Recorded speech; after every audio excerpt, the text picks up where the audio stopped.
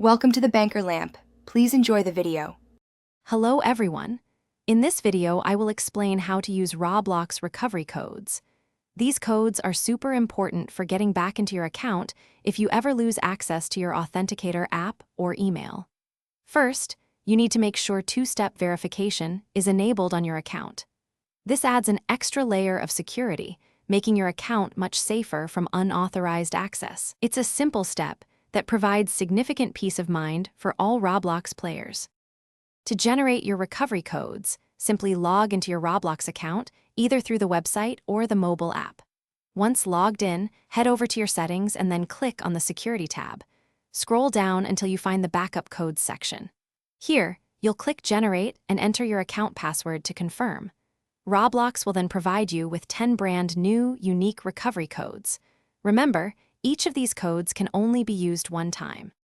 It's absolutely vital to save your 10 new recovery codes immediately in a very secure, offline place. Consider a trusted password manager or even a physical, written note kept safe.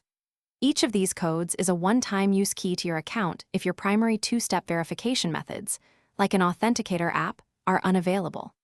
Also, be aware that generating a new set of codes will invalidate any previously saved ones, so always keep your list updated. Never share these codes with anyone.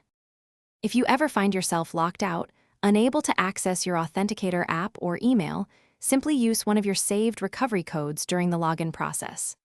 On the login screen, look for the option to use another verification method and select Backup Code.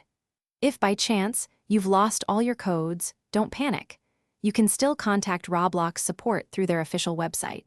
Be prepared to provide your username, email address, and any transaction details to help them verify your account ownership and assist with recovery.